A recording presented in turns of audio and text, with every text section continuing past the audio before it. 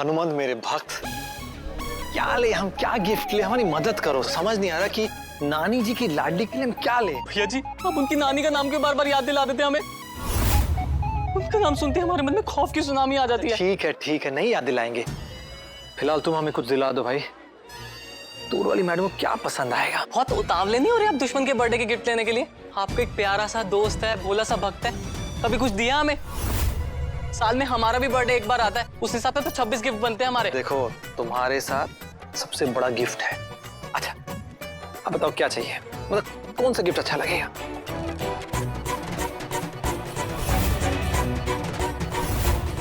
चूड़ियां। चूड़ी नहीं पहन। ये सही है, दूर वाली मैडम को चूड़ियां बहुत पसंद है और हमने उनकी चूड़ियां भी तोड़ दी थी, तो हाँ ये सही होगा। एक समस्या है, कौन सी चूड़ी लें समझ नहीं आ रहा।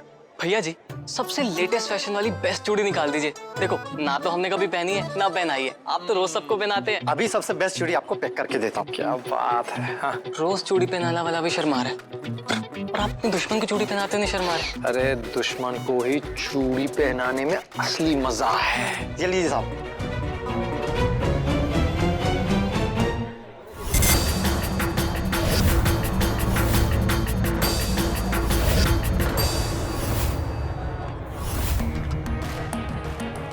भैया जी, दुश्मन का नाम लिया और दुश्मन हाजिर, ये कलयुग है ना? और ये है कलयुग के ठुल्ले।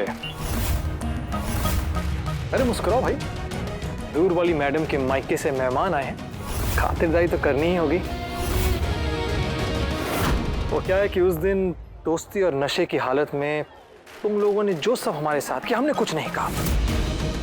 आज हम जो करेंगे कृपया कुछ नहीं कहिएगा, क्योंकि आज की खातिरदारी के बाद हमसे अगली बार मिलने के पहले आपकी हड्डियां 100 बार सोचेंगे।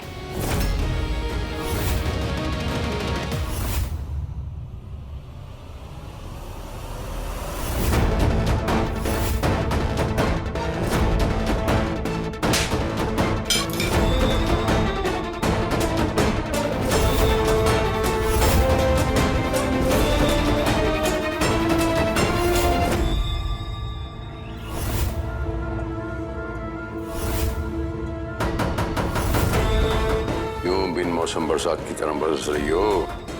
ये देखिए, खुद देख लीजिए आप।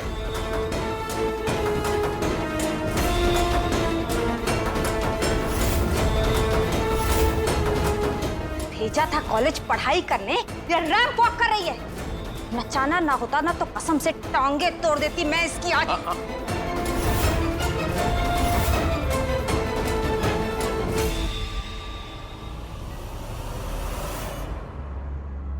इसमें इनका कोई कसूर नहीं है, कॉलेज नहीं गई ना, इन्हें पता ही नहीं कि कॉलेज के अंदर पढ़ाई के अलावा और क्या क्या होता है। देखो कैसी गंदी नानी है आपकी, जन्मदिन से एक दिन पहले रुला दिया आपको। इन खूबसूरत आंखों में आंसू नहीं, चमक होनी चाहिए, ताकि इसका रूप रंग फीका नहीं पड़ना चाहिए।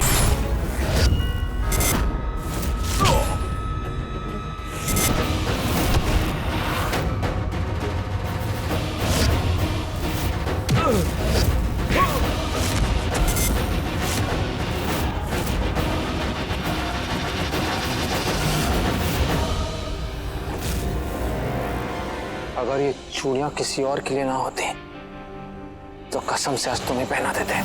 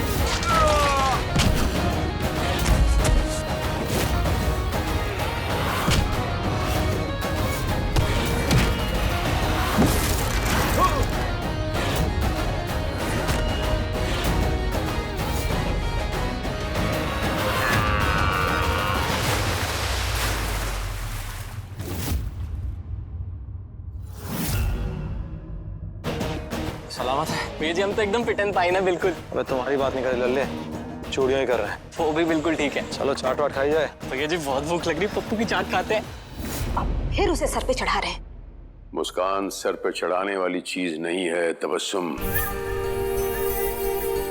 वो चेहरे पर सजाने वाली चीज है और मैं वही कर रहा हूं। अगर कल उसके चेहरे पर मुस्कान नहीं होगी तो फिर दोबारा हमें कभी मुस्कुराने का मौका नहीं मिलेगा।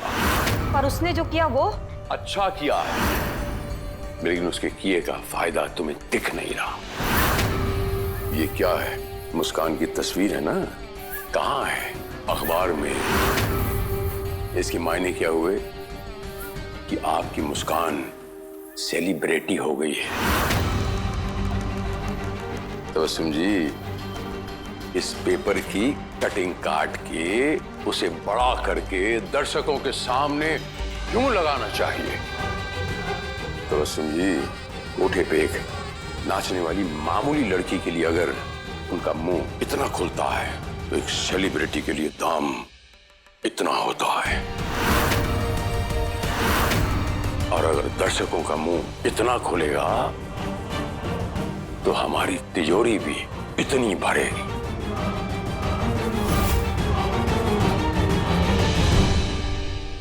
हमारे इरादों में भी ज्वाला थी।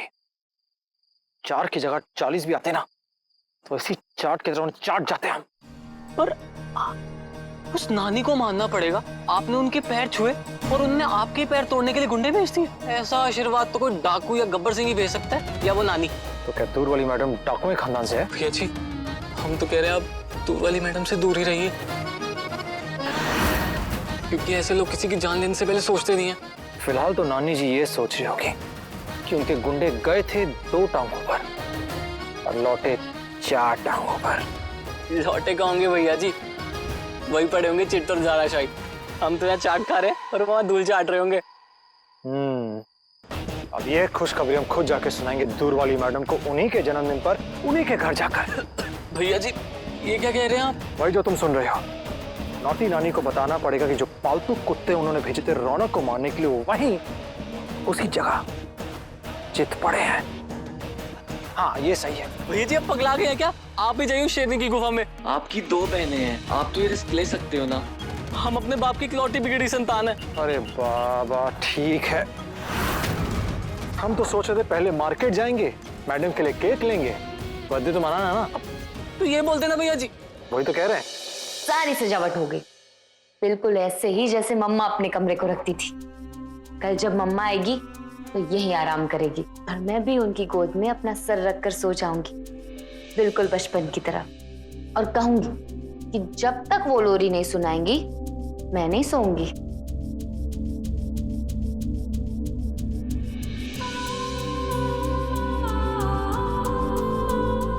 आपको क्या लगता है मम्मा, इतनी आसानी से सो जाऊंगी मैं? मैं नहीं सोऊंगी, बहुत सारी बातें करेंगे, बहुत सारे सवाल पूछूंगी मैं और आपको भी नहीं सोने दूंगी। आपको नहीं पता मम्मा, इतने सालों में मैंने आपको कितना मिस किया। यकीन नहीं आता तो चंदा मामा से पूछ लीजिएगा। हाँ आजकल थोड़ी कम बात होती है इनसे, फिर भी सब जानते हैं ये, और ये भी जानते हैं कि आपके आने की खुशी में मैं कितनी खुश हूँ। मासी मम्मा आ रही है कल, मैं बहुत खुश हूँ।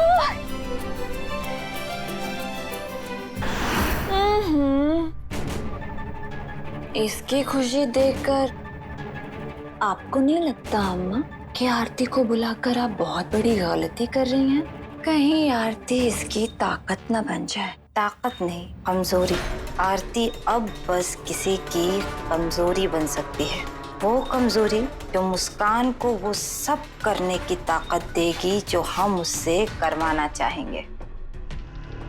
मतलब माँ और बेटी दोनों को नचाएंगी क्या? नहीं, माँ के लिए सिर्फ बेटी नाचेगी, जी खोल के नाचेगी, घुंघरू तोड़ के नाचेगी। तुम बस देखती जाओ।